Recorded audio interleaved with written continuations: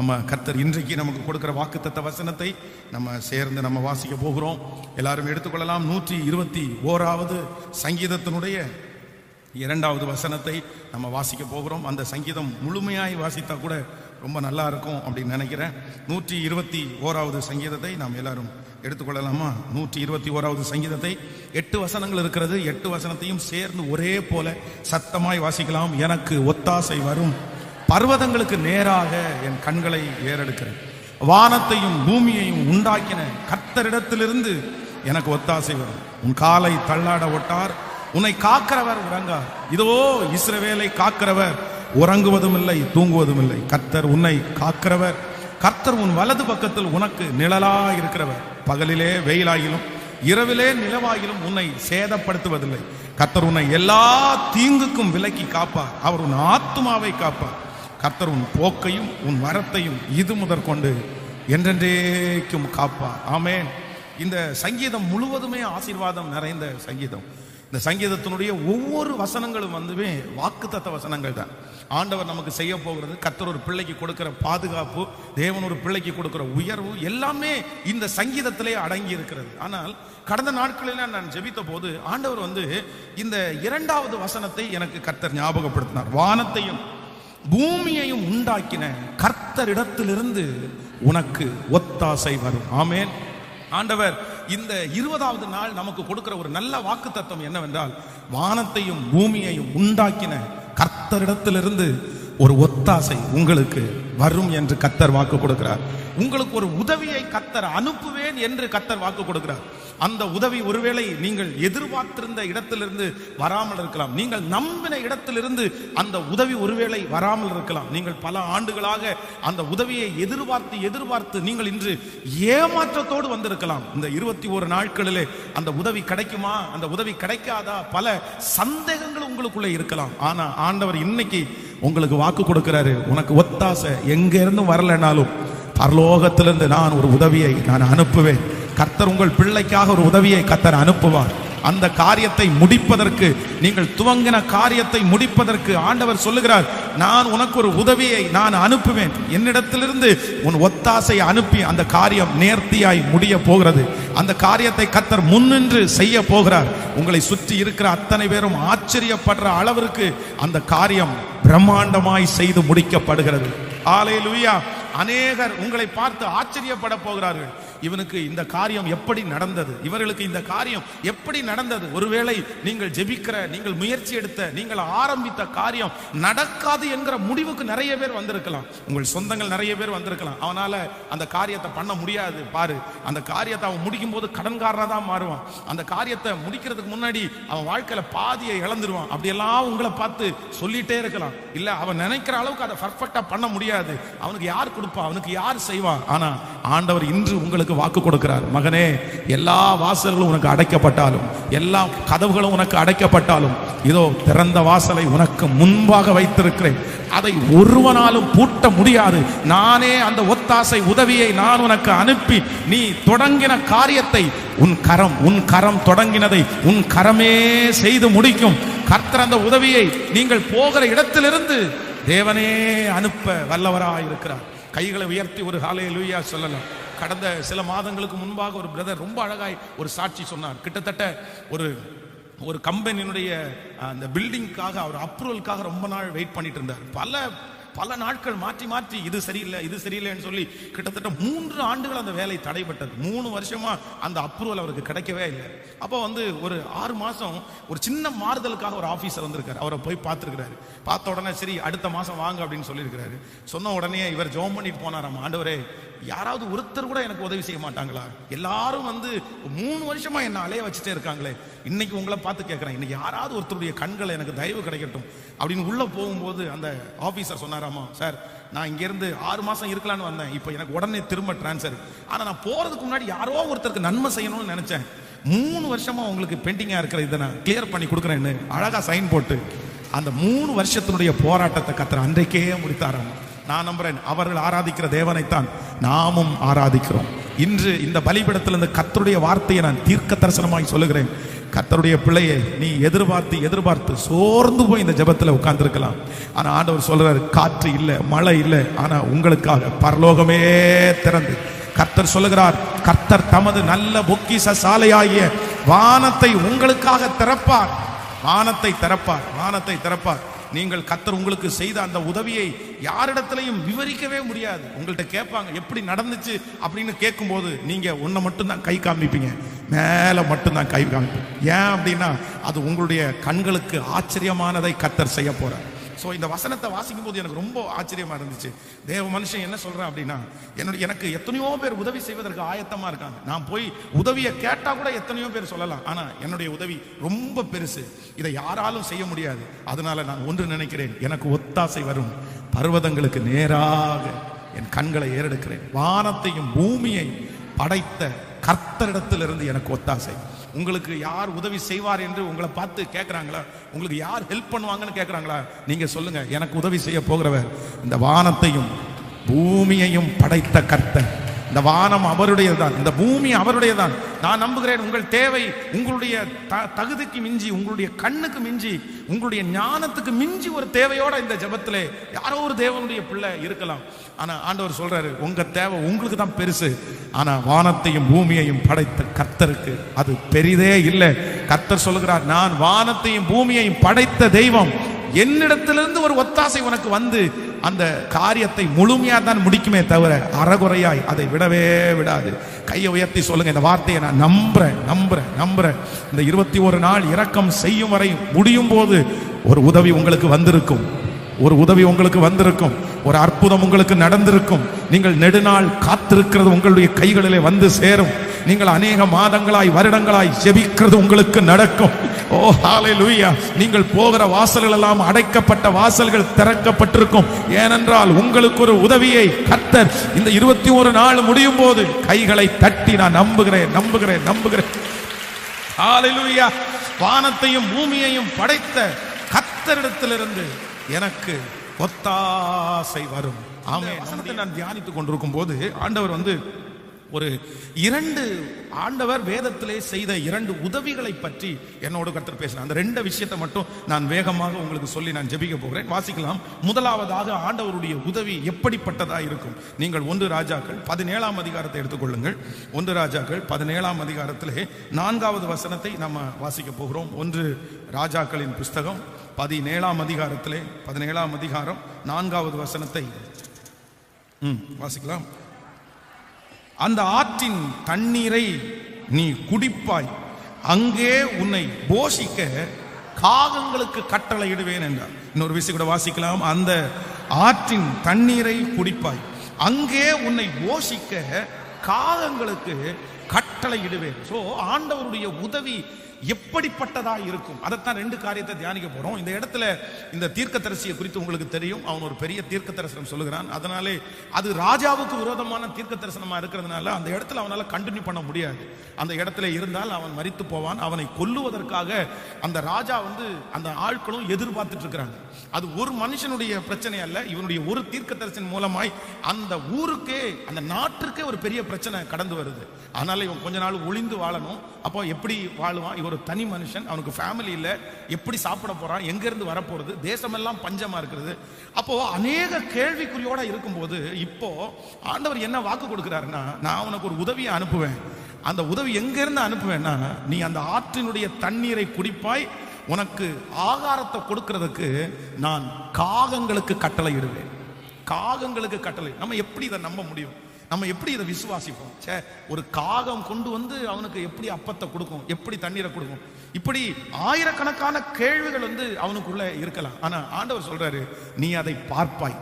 அதே போலவே அந்த தீர்க்கதரிசி அந்த ஆத்துல இருக்கிற அன்னைக்கு வரைக்கும் போஷிக்கிறதற்கு கர்த்தர் காகங்களுக்கு கட்டளையிட்டார். அப்போ நம்பர் 1, முதலாவதாக உங்களுக்கு இருக்கிற அந்த பெரிய தேவைக்கு ஒரு பெரிய ஒத்தாசை வரப்போகிறது. உங்களுடைய கடனுக்கு ஆண்டவர் ஒரு ஒத்தாசை அனுப்ப போகிறார். உங்கள் சூழ்நிலைக்கு ஒரு ஒத்தாசை வரும். எங்கிருந்து வரும் அப்படின்னு சொன்னா வேதம் சொல்லுது, நீங்கள் நினைக்கவே நினைக்காத இடத்திலிருந்து ஆண்டவர் அந்த ஒத்தாசையை உங்களுக்கு அனுப்புவேன் என்று கர்த்தர் வாக்கு கொடுக்கிறார். நான் நம்புகிறேன் இந்த எலியா இப்படிப்பட்ட ஒரு இடத்திலிருந்து இந்த நபர் மூலமாய், இந்த ஒரு காகத்தின் மூலமா ஆண்டவர் தன்னை போஷிப்பார் அப்படின்னு நான் நம்புறேன். அவர் கனவுல கூட நினைச்சிருக்க மாட்டார், அவர் யோசிச்சுக்க கூட மாட்டாரு. அந்த வார்த்தையை ஆண்டவர் சொல்லும் போது அவருக்கு ஆச்சரியமா தான் இருந்திருக்கும். நான் நம்புறேன் இந்த சத்தத்தை கேட்கிறவர்களுக்கும் ஆண்டவர் அப்படிதான் செய்ய போறாரு. நீங்க இப்படிப்பட்ட ஒரு இடத்திலிருந்து ஒரு உதவி வரும்னு நீங்க ஒரு % கூட எதிர்பார்த்திருக்க மாட்டீங்க. உங்களுடைய கனவுல கூட நீங்க நினைச்சிருக்க மாட்டீங்க. அப்படி ஆண்டவர் வாக்கு கொடுக்கிறார். இது நடக்கத்தான் போகிறது. ஆண்டவர் நீங்கள் நினையாத இடத்திலிருந்து, ஒரு நீங்க கற்பனை கூட பண்ணாத ஒரு இடத்திலிருந்து ஒரு உதவியை உங்களுக்கு அனுப்புவேன் என்று கர்த்தர் வாக்கு கொடுக்கிறார். ஹல்லேலூயா. பத்மா முதலியார் என்கிற அந்த தேவனுடைய மனுஷி, அந்த ஊழியம் செய்கிற அம்மாவை குறித்து நம்ம எல்லாருமே கேள்விப்பட்டிருக்கிறோம். அவருடைய கணவனார் நடராஜ முதலியார் அவர் ரொம்ப, இவங்க சின்ன வயசுல இருக்கும்போதே அவர் இறந்துட்டார். அவருக்கு அப்ப நல்ல ஏஜ். ஆனா ஆண்டவருடைய சித்தத்தின்படி 2 பேரும் திருமணம் செய்து குடும்ப வாழ்க்கையிலே ஒரு பிள்ளை, ஒரு மகள், ஒரு மகன் பிறந்ததுக்கு பிறகு திடீரென்று அவர் இறந்துட்டார். ஊழியக்காரர் இறந்துட்டார்.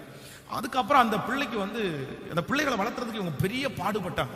அந்த மகன் அவருடைய மகன் எப்பவுமே ஐயாவோட ரொம்ப அட்டாச்சா, எங்க போனாலும் அவர் கூட்டிட்டு போயிட்டு அவர் ரொம்ப நேசமா இருப்பார். ஒரு நாள் ராத்திரியில ஒரு 10 மணிக்கு அந்த பையன் கத்த ஆரம்பிச்சாராமா, மம்மி எனக்கு ஐஸ்கிரீம் வேணும் அப்படின்னு. உடனே அவங்க சொன்னாங்களாமா, இந்நேரத்துக்கு போய் நான் எப்படிப்பா ஐஸ்கிரீம் வாங்க முடியும்? ஐஸ்கிரீம் வாங்க முடியாது. இல்ல, எனக்கு டேடி இருந்தாருன்னா கண்டிப்பா எனக்கு ஐஸ்கிரீம் வாங்கி தருவாரு.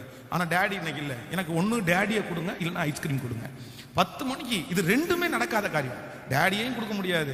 அப்போ அவங்க ரொம்ப சின்ன வயசு, ஒரு 32 வயதுக்குள்ளதான் இருப்பாங்க. அந்த வயது தான் அவங்களுக்கு இருந்துச்சு. வெளியே போய் 10 மணிக்கு போய் ஐஸ்கிரீம் வாங்க முடியாது. அப்படியே மனசுக்குள்ள, ஆண்டவரே என்ன பண்றதுன்னே தெரியலாமா, இந்த பையன் சத்தத்தை அதிகப்படுத்திட்டே இருக்கானாமா, கத்துறான், உருள்றான், என்னென்னமோ சொல்லி பார்த்தாங்க. நாளைக்கு தர்றேன், எதையுமே கேட்கல. ஒண்ணு எனக்கு டேடி, இல்லைன்னா ஐஸ்கிரீம், ஒண்ணு டேடி. அப்போ ஜெபம் பண்ணாங்களாம், ஆண்டவரே எனக்கு என்ன பண்றேன்னே தெரியல, எனக்கு ஒண்ணுமே தரணும், இந்த பையனை தூங்க வச்சா போதும் ஆண்டவரே, இவன் தூக்கத்தை கொடுங்க ஆண்டவரே. அவன் தூங்கவே மாட்டேங்கிறான். திடீரென்று வீட்டில் ஒருத்தர் தட்டுற சத்தம் கிடைச்சாமா. திறந்த பார்த்தா ஒரு ஃபேமிலி பேக் ஐஸ்கிரீமோட ஒருத்தர் நின்று இருந்தாரு. அப்போ இவங்க பிரமிப்பா பார்த்தாங்களாமா, என்ன பிரதர் என்ன அப்படின்னு. இல்ல பாஸ்டர்மா, உங்களுக்கு ஒரு மாசத்தினுடைய முழு மளிகை ஜாமானையும் நான் வாங்கி கொடுக்கணும்னு மனசுல ரொம்ப உந்தப்பட்டேன். ஆனா இப்போ அது எனக்கு பண்ண முடியல. எல்லா கடைகளும் அடைக்கப்பட்டிருந்துச்சு. நான் நினைச்சிட்டு வந்திருக்கிற கடையும் திறக்கல. அதனால சரி வந்துட்டேன். ஆனா உங்கள்ட்ட சொல்லிட்டு போலான்னு நினைக்கும் போது ஒரே ஒரு ஐஸ்கிரீம் பார்லர் மட்டும் அப்பதான் அவன் சாத்த போனான். அதனால குழந்தைங்க இருக்கிறாங்களே, ஐஸ்கிரீம் விரும்பி சாப்பிடுவாங்களேன்னு ஒரே ஒரு பேக் மட்டும் வாங்கிட்டு வந்திருக்கிறேன். இதை போய் வச்சுங்க, நாளைக்கு ஒரு மந்த்துக்கு தேவையான மளிகை ஜாமான் நான் வாங்கி கொடுக்குறேன்னு சொல்லிட்டு ஐஸ்கிரீம் மட்டும் கொடுத்துட்டு போனாங்க. ஸோ அப்போ சரி, ஆண்டவர் எவ்வளவு நல்லவர், ஆண்டவர் எவ்வளவு நல்லவர். அப்போ ஆண்டவருடைய பிள்ளைகளே, நீங்கள் கலங்கவே வேண்டாம். நீங்கள் தேவனிடத்தில் விசுவாசமாய் இருங்கள். உங்களுடைய ஆவிக்குரிய வாழ்க்கையை சீர்படுத்துங்கள், உங்கள் பரிசுத்த வாழ்க்கையை சீர்படுத்துங்கள்.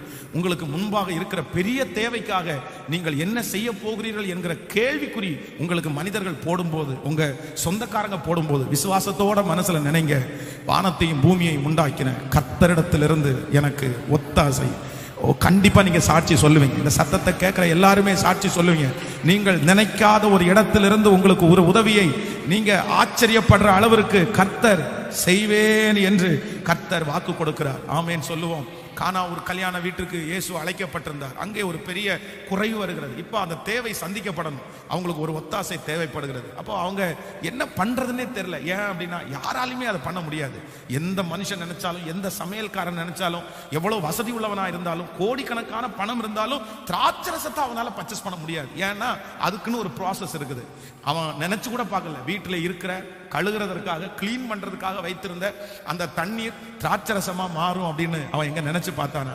அந்த தொட்டில தண்ணியை நிரப்பி அது நமக்கு வரும்னு நினைச்சு பார்த்திருப்பானா? ஆனா வேதம் சொல்லுது, அந்த குடும்பம் பிரமித்தது. அவர்கள் நினைக்காத ஒரு இடத்திலிருந்து கர்த்தர் ஒரு உதவியை கர்த்தர் அனுப்பினார். ஆமேன் சொல்லுவோம். அப்போ நான் விசுவாசிக்கிறேன், ஆண்டவர் நம்பர் 1 எல்லாருக்கும் ஆணையிட்டு வாக்கு கொடுக்கிறார். உன் தேவை மிகவும் பெரியது, அது கர்த்தர் அறிந்திருக்கிறார். அது யாராலும் ஃபில் பண்ண முடியாது, யாராலும் கொடுத்து தீர்க்க முடியாது. யாரும் அதை அவர்களுக்கே இல்லையே, எப்படி கொடுத்து தீர்ப்பாங்க? ஆனா ஆண்டவர் சொல்றாரு, எதிர்பாராத ஒரு இடத்திலிருந்து, நீங்க நினைக்காத ஒரு இடத்திலிருந்து, நீங்க கற்பனை பண்ணாத ஒரு இடத்திலிருந்து, அந்த காரியம் உங்களுக்கு வந்ததற்கு பிறகுதான் நீங்க சொல்லுவீங்க, இப்படி ஒரு வழி இருக்கிறது எனக்கு தெரியவே இல்லையே, இப்படி ஒரு பாதை இருக்கிறது எனக்கு தெரியவே இல்லையே. என் கர்த்தர் உங்களை நடத்துகிற விதம் அப்படித்தான் இருக்கும். நீங்கள் கை வைத்திருக்கிற காரியத்தில் கர்த்தர் உங்களை நடத்துகிற விதம் அப்படித்தான் இருக்கும். உங்கள் வாழ்க்கையில நடக்க போகிறது திருமண காரியத்தினுடைய தேவை, இன்னும் பிள்ளைகளுடைய வாழ்க்கையில் இருக்கிற தேவை, அந்த பிசினஸ்னுடைய தேவை, அந்த கடன் பிரச்சனையினுடைய தேவையை கர்த்தராகிய ஆண்டவர் வாக்கு கொடுக்கிறார். நான் இப்படித்தான் சந்திக்க போகிறேன். உனக்கு முன்பாக இருக்கிற பெரிய பர்வதத்தை காட்டிலும் மகா பெரிய உன்னதமான தேவனாகிய கர்த்தர், ஹல்லேலூயா, பிரமிக்கத்தக்க அதிசயத்தை செய்கிற கர்த்தர், நீங்கள் நினைப்பதற்கும் வேண்டுகோள் கொள்வதற்கும் அதிகமாய் செய்கிற கர்த்தர் வாக்கு கொடுக்கிறார். நான் நீ நினையாத இடத்திலிருந்து உனக்கு ஒரு உதவியை நான் அனுப்புவேன். ஆமென். ஆண்டவர் எப்பவும் ஆண்டவருடைய பிள்ளைகளை எப்படிதான் கர்த்தர் நடத்திருக்காருன்னா, நினைக்காத இடத்துல இருந்து தான் கர்த்தர் உதவியை கர்த்தர் அனுப்பி இருக்கிறார். ஆமென் சொல்லுங்கள். ஸோ நம்பர் 2, இரண்டாவதாக ஆண்டவர் வேதத்திலே அவருடைய உதவி எப்படி இருக்கும் அப்படின்னு நான் தியானிக்கும் போது ஆண்டவர் என்னுடைய இருதயத்திலே ஒரு வார்த்தையை கர்த்தர் கொடுத்தார். எஸ்தரின் புஸ்தகம் 4ஆம் அதிகாரத்தை எடுத்துக்கொள்ளலாம். எஸ்தரின் புஸ்தகம் 4ஆம் அதிகாரத்திலே 14வது வசனத்தை வாசிக்கலாமா? எஸ்தரின் புஸ்தகம் 4ஆம் அதிகாரத்திலே 4ஆம் அதிகாரம் 14ஆம் வசனத்தை எல்லாரும் சேர்ந்து வாசிக்கலாம். 4ஆம் அதிகாரம் 14வது வசனத்தை நீ இந்த காலத்திலே மௌனமாய் இருந்தால் யூதருக்கு சகாயமும் ரட்சிப்பும் வேறொரு இடத்திலிருந்து எழும்பும். அப்பொழுது நீயும் உன் தகப்பன் குடும்பத்தாரும் அழிவீர்கள். நீ இப்படிப்பட்ட காலத்திற்கு உதவியாய் இருக்கும்படி உனக்கு ராஜ மேன்மை கிடைத்திருக்கலாமே, யாருக்கு தெரியும் என்று சொல்ல சொன்னார். இன்னொரு விஷயம் கூட வாசிக்கலாம். நீ இந்த காலத்தில் மௌனமாய் இருந்தால் யூதருக்கு சகாயமும் ரட்சிப்பும் வேறு ஒரு இடத்திலிருந்து வரும். அப்பொழுது நீயும் உன் தகப்பன் குடும்பத்தாரும் அழிவீர்கள். நீ இப்படிப்பட்ட காலத்திலே உனக்கு ராஜ மேன்மை கிடைத்திருக்கலாமே, யாருக்கு தெரியும்? ஆமென் சொல்லுங்கள். சோ மிருதகாய் தான் வளர்ப்பு மகளை பார்த்து சொல்லுகிறார், இந்த மாதிரி தேசம் எல்லாம் அழிஞ்சிட்டு இருக்குது, இப்ப நம்முடைய ஜனங்களுக்கு ஒரு பெரிய உதவி தேவைப்படுது. சோ ஆனா இந்த உதவியை வேற யாருமே செய்ய முடியாது. ஆனா நீ தான் இந்த உதவியை செய்ய முடியும், நீ தான் வழக்காட முடியும். ஒருவேளை இந்த ராஜ மேன்மை ஆண்டவர் உனக்கு அதற்காகவே கர்த்தர் கொடுத்திருக்கலாமே, ஏன் நீ இப்படி செய்யல அப்படின்னு சொல்லி அந்த இடத்துல கேட்கிறாங்க. நீ தான் செய்யணும், நீ அமைதியா இருக்கிற, நீ மௌனமா இருக்கிற, நீ மௌனமா இருக்க கூடாது. அப்போதான் ஆண்டவர் அந்த மனுஷிக்குள்ள ஒரு பெரிய எழுப்புதலை கொடுத்து அந்த இடத்துல தொடர்ந்து அற்புதத்தை நடக்கிறத நம்ம வேதத்துல வாசிக்கிறோம். அப்போ நான் இதுக்கு என்ன தலைப்பு கொடுத்தேன் அப்படின்னா, செய்ய வேண்டியவர்கள் மௌனமாய் இருந்தாலும் இந்த இடத்திலிருந்து கர்த்தர் உதவியை கர்த்தர் அனுப்புவார். ஆமென் சொல்லுங்கள். ஹல்லேலூயா. கைகளை அசைத்து ஒரு ஹல்லேலூயா சொல்லுங்கள்.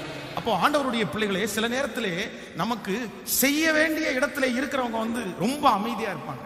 அவருடைய அமைதி நம்மளை கலங்க பண்ணும். அவங்க வாக்கு கொடுத்திருப்பாங்க, அவங்க உங்களுக்கு செய்கிறேன் என்று சொல்லி நீங்கள் அதை நம்பி நிறைய காரியத்தை நீங்க செஞ்சிருப்பீங்க, நீங்க நிறைய உதவிகளை அவர்களுக்கு செய்திருப்பீர்கள். அதை ஒரு பெரிய எதிர்பார்ப்போடு பல மாதங்களாக நீங்க வெயிட் பண்ணி காத்துட்டே இருப்பீங்க. ஆனா நான் நம்புறேன், அந்த இடத்துல இருந்து நீங்க நினைக்கிற அளவுக்கு பதில் இன்னும் வரவே இல்லை. அது வெயிட் ஆயிட்டே இருக்கு, அது தாமதம் ஆயிட்டே இருக்குது. ஆனா கர்த்தர் சொல்றாரு, செய்ய வேண்டியவங்க கையை விரிச்சா கூட, செய்ய வேண்டியவங்க அமைதியா இருந்தா கூட, என் தேவனாகிய கர்த்தர் உங்களுக்கு ஒரு உதவியை வேறு ஒரு இடத்திலிருந்து, இந்த காலத்தில் நீ மௌனமா இருந்தால் யூதருக்கு சகாயமும் ரட்சிப்பும், சொல்லுங்க, வேறு ஒரு இடத்திலிருந்து. கைகளை எல்லாரும் உயர்த்தி சொல்லுவோம், எனக்கு உதவி வேறு ஒரு இடத்திலிருந்து. முழு பலத்தோடு சொல்லுங்க, எனக்கு உதவியை கர்த்தர் வேறொரு இடத்திலிருந்து, நான் நினைக்காத ஒரு இடத்திலிருந்து. ஹல்லேலூயா. நான் எதிர்பார்த்து கொண்டிருக்கிற வாசல்கள் அடைக்கப்பட்டாலும் என் தேவனாகிய கர்த்தர் எனக்கு உதவியை வேறு ஒரு இடத்திலிருந்து, நான் எதிர்பார்த்த இடத்திலிருந்து வரல, அதனால இனி வரவே வராதுன்னு நான் நினைக்கவே முடியாது. என் தேவன் வேறு ஒரு இடத்திலிருந்து எனக்கு உதவியை கர்த்தர் அனுப்புவார். ஆமென் சொல்லுங்கள். நம்முடைய கண்கள், நம்முடைய சிந்தை இந்த பக்கமாகவே பார்த்துட்டு இருக்கோம். ஆனா நான் நம்புறேன், இந்த பக்கம் பார்க்க வேண்டாம். நீங்கள் எதை நோக்கி பாருங்கன்னா, ஆண்டவரை நோக்கி தான் பார்க்கணும். உங்களுக்கு என்று உதவி வருவதற்கு ஒரு பக்கத்தை நீங்க பார்க்கவே முடியாது. ஆனா சில நேரத்தில் ரொம்ப ஜாக்கிரதையா இருங்க. நீங்க எந்த பக்கத்தை நம்புறீங்களோ அந்த பக்கம் தான் உங்களை கைவிடுவாங்க. ஆமென். எந்த பக்கத்தை ரொம்ப நம்புறீங்களோ அந்த அந்த அந்த சைடுல இருக்கிறவங்க தான் உங்களுக்கு ஃபர்ஸ்ட் வேணான்னே சொல்லுவாங்க. அதனால தேவனுடைய பிள்ளையை பொறுத்த அளவில் உங்களுக்கு இந்த பக்கமும் இல்லை, அந்த பக்கமும் இல்லை. உங்களுக்கு எந்த பக்கம்னா, வானத்தையும் பூமியை உண்டாக்கின கர்த்தரிடத்திலிருந்து. ஆமென் சொல்லுவோம். இந்த லோன் சாங்ஷன் ஆகுமா, அந்த லோன் சாங்ஷன் ஆகுமா அப்படின்னு நீங்க இங்கேயும் அங்கேயும் பண்ண வேண்டாம். ஆண்டவரே, உமக்கு சித்தமாக இருக்கிற வழிகள் ஏதாவது ஒன்றை எனக்காக தரைங்க. நீங்க எதிர்பார்த்துட்டு இருக்கிற ஒரு காரியம் அப்படியே நீளமா போயிட்டே இருக்கு, வருஷ கணக்கா போயிட்டே இருக்கு, மாதமா போயிட்டு இருக்கு. இன்னைக்கு நம்பி, நாளைக்கு நம்பி, நாளானைக்கு நம்பி, அதை நம்பி ஏமாந்து போய் திரும்பி வர்றதை விட்டுட்டு கர்த்தருடைய பிள்ளைகள் அந்த வழியை கொஞ்சம் நிறுத்திட்டு, நான் நம்புறேன் ஆண்டவரே எனக்கு உங்களிடத்திலிருந்து உதவி வரட்டும்னு நீங்க எவ்வளவு தூரம் போனீங்களோ அந்த இடத்துல ஸ்டாப் பண்ணி, பாஸ்டர் எட்ஜ் வரைக்கும் வந்துட்டேன், பக்கம் வரைக்கும் வந்துட்டேன், இனி அவ்வளவுதான் கிடைக்கும் அப்படின்னு சொல்லிட்டாங்க, எனக்கு கிடைச்சிரும் போல தெரியுது அப்படின்னு யாராவது ஒருத்தர் சொல்லலாம். ஆனா என்னை பொறுத்த வரைக்கும் இல்ல, தயவு செய்து அப்படி நீங்க மனுஷனை ஃபாலோ பண்ணாதீங்க, நம்பிக்கைக்குரிய வார்த்தைகளை ஃபாலோ பண்ணாதீங்க.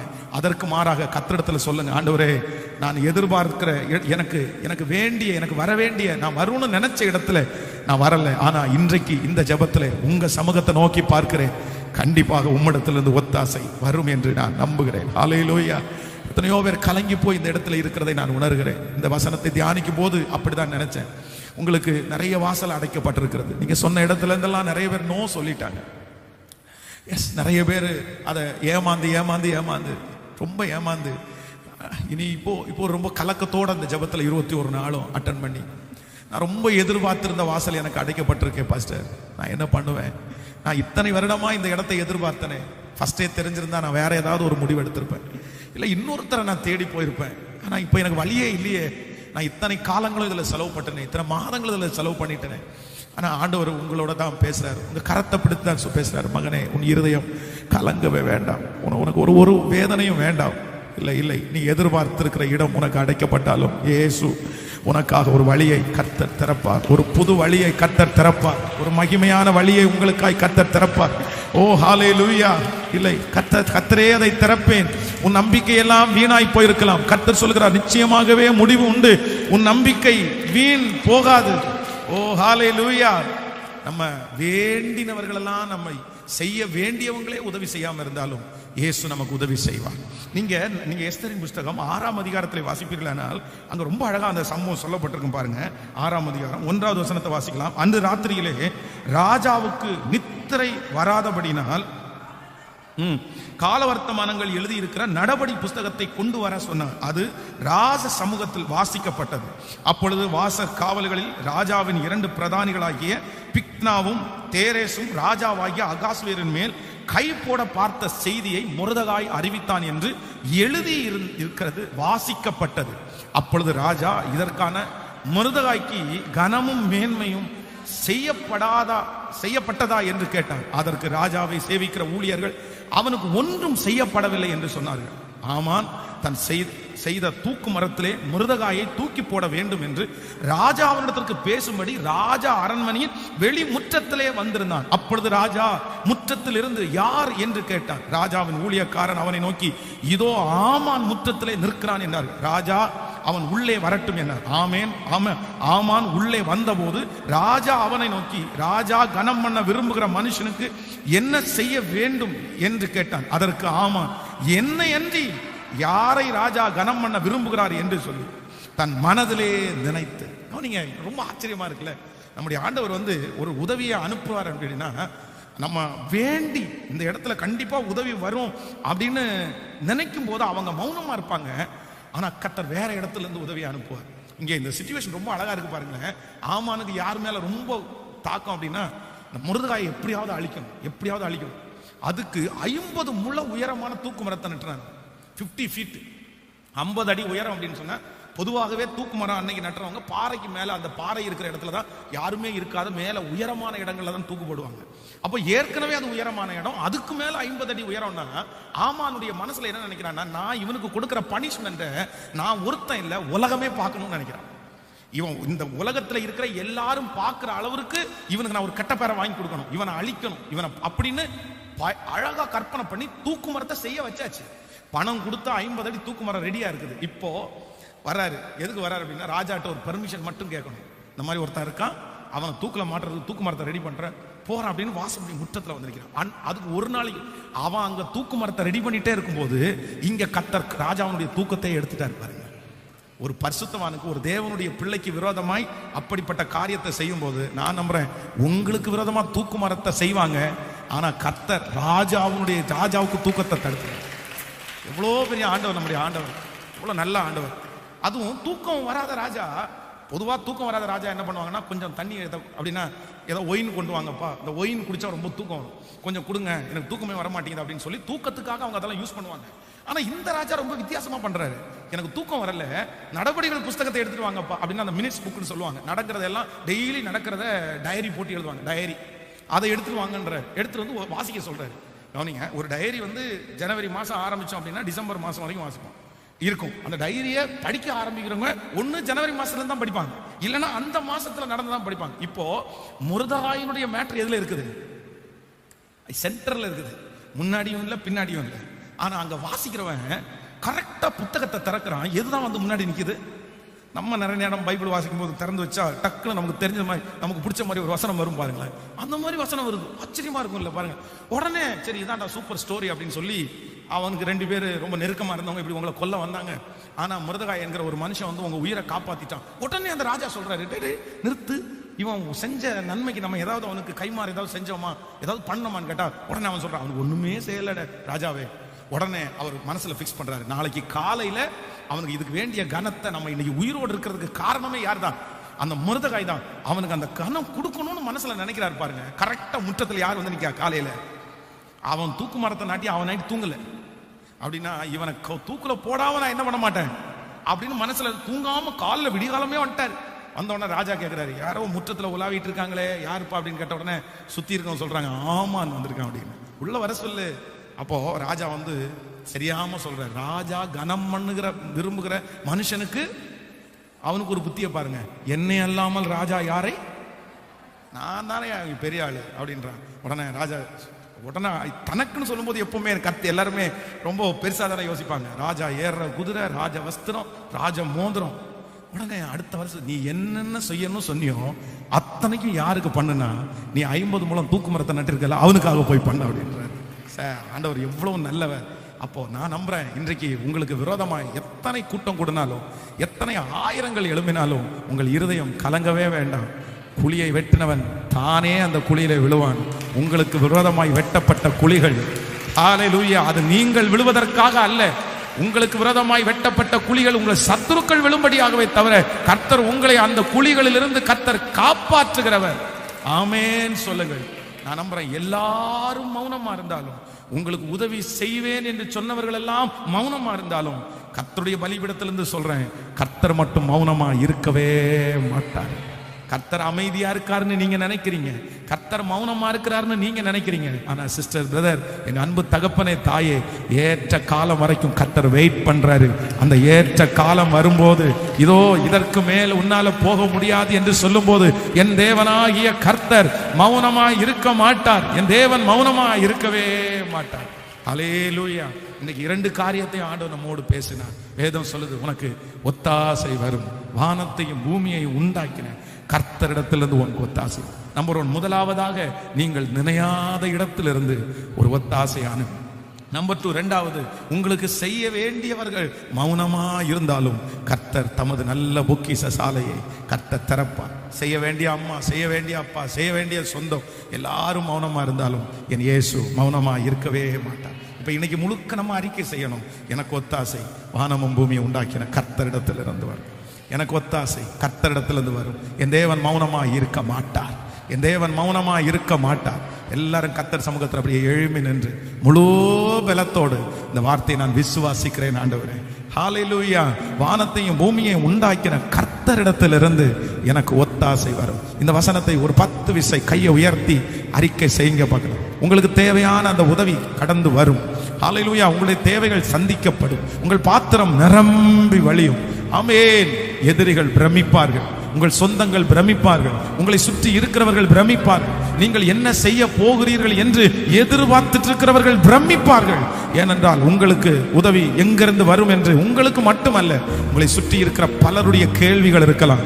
இவனுக்கு எங்கிருந்து வரும், இவனுக்கு எங்கிருந்து வரும், இவனுக்கு எங்கிருந்து வரும், இவனுக்கு எங்கிருந்து வரும். ஆனா கர்த்தராகிய ஆண்டவர் வாக்கு கொடுக்கிறார், வானத்தையும் பூமியையும் உண்டாக்கின கர்த்தராகிய என்னிடத்திலிருந்து ஹல்லேலூயா சொல்லுவோம். நான் நம்புறேன் ஆண்டவரே, இந்த வசனத்தை விசுவாசிக்கிறேன். எனக்கு ஒரு உதவியை அனுப்புகிற கர்த்தர், காற்றை நான் காண மாட்டோம், மழையையும் பார்க்க மாட்டோம், ஆனாலும் பள்ளத்தாக்கை கர்த்தர் நிரப்ப பண்ணுகிறவர். நீங்கள் நினைக்காத இடத்தில் இருந்து ஒரு உதவியை அனுப்புகிற கர்த்தர். எல்லாரும் மௌனமா இருந்தாலும் மௌனமா இருக்காத ஒரு கர்த்தர் அவர். ஹalleluya. காற்றை நாம் காண மாட்டோம், மழையையும் பார்க்க மாட்டோம். காற்றை நாம் காண மாட்டோம், மழையையும் பார்க்க மாட்டோம். வாய்க்கால்கள் நிரப்பப்படும், இன்று வாய்க்கால்கள் நிரப்பப்படும். சொல்லுவோம், இயேசுவின் பிள்ளைகள் நாங்கள் எப்போதும் மகிழ்ந்திருப்போம். இயேசுவின் பிள்ளைகளே எப்போதும் மகிழ்ந்திருங்கள். சொல்லுங்க பார்க்கலாம், இயேசுவின் பிள்ளைகள் நாங்கள் எப்போதும் மகிழ்ந்திருப்போம். இயேசுவின் பிள்ளைகளே எப்போதும் மகிழ்ந்திருங்கள். நமக்கெதிரா மந்திரம் இல்லை, குறி சொல்லல் எதுவும் இல்லை. நமக்கெதிரா மந்திரம் இல்லை, குறி சொல்லல் எதுவும் இல்லை.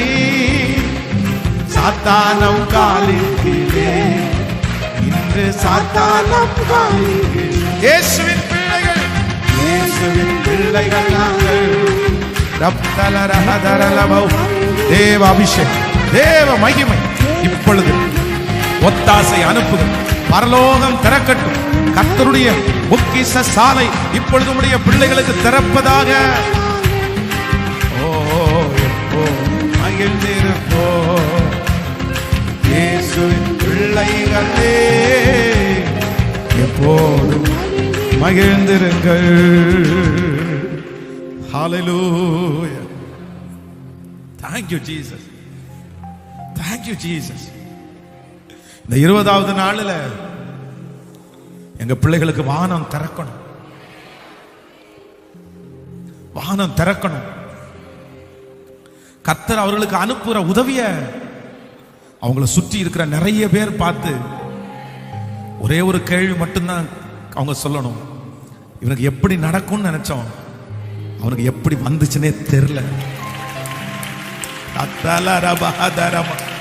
இதே வார்த்தைய எஸ் எஸ் கரங்களை தட்டுகிற இந்த ஜெபத்தில் இருக்கிற ஒவ்வொரு பிள்ளைகளுக்கும் இது நடக்கணும்.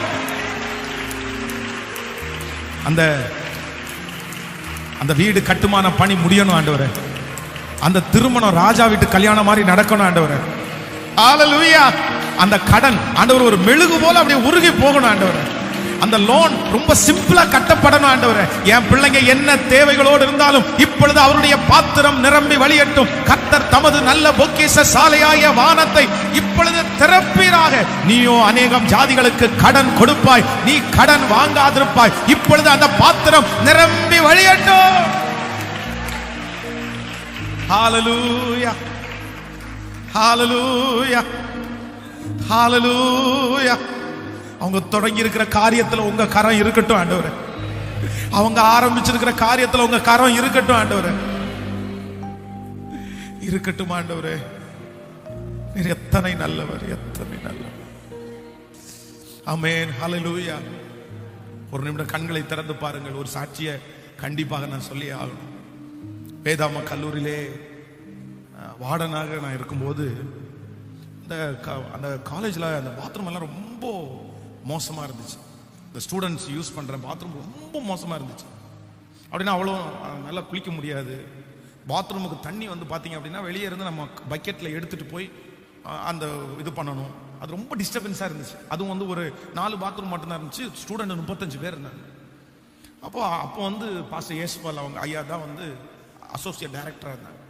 அப்போ அவங்களுக்கு அது மேலே ஒரு தாகம் வருது. சரி, எப்படியாவது இந்த பாத்ரூமை கட்டிட்டோன்னா இந்த பிள்ளைங்க நல்ல சந்தோஷமாக அந்த காரியத்தை செய்வாங்க, அவங்களுக்கு கொஞ்சம் ஈஸியாக இருக்கும் அப்படின்னு நினச்சி அவங்க மேலிடத்தில் அப்ரோச் பண்ணுறாங்க. ஆனால் வந்து அப்போது ஃபண்டு எதுவுமே இல்லை, இப்போ ஃபண்டு இல்லை, எதுவுமே பண்ண முடியாது அப்படின்னு அவங்க சொல்கிறாங்க.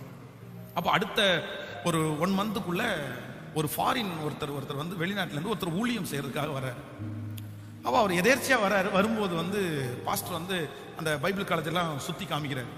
காமிக்கும் போது ஒரு பாத்ரூமை திறந்தவர் காமிக்கும் பாத்தீங்கன்னா, கரெக்டா அவர் பாத்ரூம்ல பாக்குறாரு. அந்த நேரத்துல மேலே இருந்து ஒரு அந்த காங்கிரீட் இது உடைஞ்சு விழுந்து அதுல இருந்து தண்ணி ஒழுகுது. உடனே அவர் வந்து என்ன இப்படி இருக்கு அப்படின்னு சொல்லிட்டு ஒவ்வொரு பாத்ரூமா திறந்து பார்த்துட்டு, இது என்ன செலவாகும் அப்படின்னு சொல்லி, நீங்க அது ஆச்சரியமா இருக்குது. அந்த பாத்ரூம் கட்டுற மொத்த பணத்தையும் கொடுத்து ஒரு கிச்சன், மேல பசங்களுக்கு தங்குற ஒரு ரூமை கட்டி கொடுக்கறது. அதுவும் இங்க இருந்து கிளம்பி போய் 3வது நாள்ல பணம் அனுப்பிட்டார். இப்ப பாத்தீங்கன்னா அவ்வளோ அழகான பாத்ரூம், ஒரு கிட்டத்தட்ட ஒரு 8 பாத்ரூம் பக்கத்துல ஏதோ கட்டி ரொம்ப நீட்டா பிள்ளைகள் எல்லாம் யூஸ் பண்றது மாதிரி, வெளியே எல்லாம் வர வேண்டியது மாதிரி. அப்போ நான் என்ன நம்புறேன் அப்படின்னா, ஆண்டவருடைய பிள்ளைங்க ஒண்ணு ரொம்ப கான்பிடண்டா இருங்க. உங்க கண்கள் யாரை தான் நோக்கணும்னா கர்த்தரையே, ஆண்டவரை மட்டும் நோக்கி பாருங்க. நீங்க உதவியை நீங்க எதிர்பார்க்கறது, மற்ற இடத்துல போய் விசாரிக்கிறது, அதெல்லாம் தப்புன்னு நான் சொல்லலை. ஆனா உங்களுடைய முழு நம்பிக்கை யார் மேல இருக்கணும்னா, ஆண்டவரை நீங்க செஞ்சாதான்ப்பா அது நடக்கும். நான் போற இடத்துல கூட கண்கள் யாரை தான், உங்களை தான்ப்பா நோக்கி பார்க்குது. அப்ப 2 காரியத்தை மறக்காதீங்க. நம்பர் 1, முதலாவது, நீங்க நினைக்காத இடத்துல இருந்தே கர்த்தர் உங்களுக்கு உதவியை அனுப்புவார். ஆமோதிக்கிறீங்களா இல்லையா? நம்பர் 2, ரெண்டாவது, நீங்கள் உங்களுக்கு செய்ய வேண்டியவங்களே மௌனமா இருந்தாலும் இயேசு ஒரு உதவியை கர்த்தர் கண்டிப்பா. ஆமென். அவங்க மௌனமா இருக்கட்டும், அவங்கள நீங்க பார்க்காதீங்க. நான் இவ்வளவு செஞ்சனே மௌனமா இருக்காங்களே நீங்க நினைக்காதீங்க. ஆண்டவர் உங்களை கனப்படுத்தணும்னா, மோசைக்கு பிறகு ஜோஷுவாவை எந்த இடத்துலையும் மோசை வந்து பெரிய அளவுல கொண்டு வந்து நிறுத்தல, அமைதியா தான் இருந்தாரு. ஆனா ஆண்டவர் அமைதியா இல்ல மோசையை பார்த்து சொல்றாரு, போதும்ப்பா அவன் கையில கொடுத்துரு பொறுப்பை. ஏன்னா அவன் நிறைய பாடுபட்டான், நிறைய என் கூட வாழ்ந்தான், அவன் ஜனங்களுக்கு பிரிச்சு கொடுக்கட்டும். அதனால நீங்க ஆண்டவருக்காக காண்பித்த பிரயாச கர்த்தர் மறக்கவே மாட்டார். ரொம்ப இந்த வாக்கு தத்தத்தெல்லாம் வச்சு ஜெபம் பண்ணுங்க. கர்த்தர் உங்களை ஆசீர்வதிப்பார். உங்களுக்காக ஜெபிக்கிறேன். ரொம்ப சந்தோஷமா இருக்குது. இவ்வளோ காலையில இத்தனை பேர் வந்து இங்க அட்டன் பண்றது உண்மையிலே பெரிய மகிழ்ச்சி. இதற்குரிய பலன ஆண்டவர் உங்களுக்கு தருவாரு. நம்முடைய பட்டணத்திலேயே எழுப்புதலுக்கு இது ஒரு பெரிய ஆரம்பம். ஆமென் சொல்லுங்கள். ஆமென். நான் ஜெபிக்கிறேன். எல்லாரும் கண்களை மூடிக்கொள்ளுங்கள். தகப்பனே, எங்கள் இஸ்ரவேலின் ஜெயபலமானவரே, இந்த இரக்கம் செய்யும் வரை கூட்டத்தை ஆரம்பத்தை விட முடிவில் நீர் கிருபையா இருந்திருப்பார். எங்கள் துவக்கம் அற்பமா இருந்தாலும் எங்களுடைய முடிவு சம்பூரணமா இருக்கிறதற்காக நன்றி. இனி நாளைக்கு நடக்கிற அந்த ஜெபத்தை கர்த்தர் ஆசீர்வதிப்பீராக. அந்த ஃபைனல் டேல கர்த்தருடைய மகிமை கடந்து வரட்டும் ஆண்டவரே. நாங்கள் எல்லாரும் சந்தோஷத்தோடு போக வேண்டும். நாங்கள் விதைத்திருக்கிறோம், வாக்குத்தத்தத்தை நாங்கள் ஏற்றுக்கொண்டிருக்கிறோம், விசுவாசித்திருக்கிறோம், ஆராதித்திருக்கிறோம். இதற்கு கண்டிப்பாக உங்க சமூகத்துல கணக்கு வச்சிருப்பீங்க நாங்க நம்புறோம். ஆண்டவரே, இந்த பிள்ளைகளை எந்த ஆபத்துகளும் தொடக்கூடாது, மரண கண்ணிகள் தொடக்கூடாது, வியாதிகள் தொடக்கூடாது. ஆண்டவரே, துஷ்டனுடைய கண்கள் இவர்கள் மேல் படக்கூடாது. பொறாமையின் கண்கள், எரிச்சலின் கண்கள், வன் கண்கள், எல்லாவற்றுக்கும் என்னுடைய பிள்ளைகள், இந்த சத்தத்தை கேட்கிறவங்க, ஆராதனையில் இருக்கிறவங்க, ஆன்லைன்ல அட்டன் பண்றவங்க அத்தனை பேர் மேலையும் உம்முடைய பலத்த கிருபை எப்பொழுதும் இருக்கிறதற்காக உமக்கு ஸ்தோத்திரம் ஆண்டவரே. நன்றி அப்பா, நன்றி அப்பா. மனதார உம்முடைய பிள்ளைகளை நாங்கள் ஆசீர்வதித்து நாங்கள் ஜெபிக்கிறோம். கோடி நன்றி. இன்றைக்கு சொன்ன வார்த்தையின்படியே அப்பா, உதவி பரலோகத்திலிருந்து எங்க பிள்ளைக்கு தேடி வரட்டும். அந்த கதவு இன்றைக்கு இந்த 20வது நாள் திறக்கப்படுவதாக, அந்த பொக்கிஷ சாலை திறக்கப்படுவதாக, என் பிள்ளைகளுடைய பாத்திரம் நிரம்பி வழியட்டும் ஆண்டவரே. அப்பா, என் பிள்ளைகளை நம்புங்கப்பா, என் பிள்ளைகளுடைய கைகளை நம்புங்கப்பா, கோடிகளை கொடுங்கப்பா. இந்த ஜெபத்துல இந்த சத்தத்தை கேட்கிற ஒவ்வொருத்தரும் ஒவ்வொரு சர்ச்சு கட்டணும் ஆண்டவரே, ஒவ்வொரு சர்ச்சு கட்டணும்ப்பா. இவங்க பேர்ல ஒரு சர்ச்சு கட்டணும்ப்பா. ஹல்லேலூயா. உங்களுடைய வருகை தாமதிக்குமானால் இதே கோயம்புத்தூர் பட்டணத்திலே என் கரங்கள் 100 திருச்சபையை கட்டி ஓபன் பண்றதற்கு என்ன நம்புங்க. அதற்கான பணம், அதற்கான மனிதர்களை கர்த்தர் எழுப்பி தாரும் ஆண்டவரே. உங்க பிள்ளைகளை ஆசீர்வதிக்கிறேன். இதுக்காக என் கூட சேர்ந்து உழைக்கிற லீடர்ஸ், என்னுடைய அன்பு ஊழியர்கள், தம்பிமார், ஆண்டவரே, சிஸ்டர்ஸ், ஆண்டவர் எத்தனை பேருப்பா, அவங்க நல்லா இருக்கணும்ப்பா, அவங்க ஆசீர்வாதமா இருக்கணும் ஆண்டவரே. ஆண்டவரே, எத்தனை பேர் குறைவில் இருந்து கூட இந்த சர்ச்சை எப்படியாவது கட்டணும்னு சார், அவங்க எல்லாம் நல்லா இருக்கட்டும் ஆண்டவரே. இன்னும் நேரடியா வர முடியாதவங்க, ஆன்லைன்ல இருக்கிறவங்க எத்தனை பேர் இந்த திருச்சபையை நேசிச்சு இந்த ஊழியத்தை எப்படியாவது கட்டணும்னு ஜெபிச்சு கொடுக்குறேன். அவங்க எல்லாம் நல்லா இருக்கட்டும்ப்பா, அவங்க ஆசீர்வாதமா இருக்கும். அவங்க ஒரு குறையும் அவங்களுக்கு வந்துடவே கூடாதுப்பா ஆண்டவரே. அவங்க நல்லா இருக்கிற செய்தி மட்டும்தான்ப்பா என் காதுகள் கேட்கணும். இந்த நன்மையை அவங்களுக்காக நினைச்சிருங்க ஆண்டவரே. அவங்க குடிக்கிற தண்ணீர், சுவாசிக்கிற காற்று, ஆண்டவரே ஸ்தோத்திரம், போகிற பிரயாணம் எல்லாத்துலயும் கர்த்தருடைய கரம் இருக்கட்டும். ஹalleluya. இதுவரைக்கும் கெட்ட செய்திகளை காதுகளிலே கேட்ட ஒவ்வொருத்தரும் நல்ல செய்திகளை கேட்கட்டும், கேட்கட்டும், கேட்க. ரத்தத்திற்கு நாங்கள் மறைக்கிறோம். இயேசுவின் மூலம் ஜெபம் ஏறெடுக்கிறோம். நல்ல பிதாவே, ஆமென். என் ஆத்துமாவே கர்த்தரை ஸ்தோத்திரி, என் முழுவலுமே பரிசுத்த நாமத்தை ஸ்தோத்திரி. என் ஆத்துமாவே கர்த்தரை ஸ்தோத்திரி. கர்த்தர் செய்த சகல உபகாரங்களையும் மறவாது. நம்முடைய ஆண்டவராகிய இயேசு கிறிஸ்துவின் கிருபை, பிதாவாகிய தேவனுடைய அன்பு, பரிசுத்த ஆவியானுடைய அந்யோன்ய ஐக்கியம் நம்மனோடும் இன்றும் என்றும் சதா காலம் கூட இருப்பதாக. ஆமென். ஹல்லேலூயா.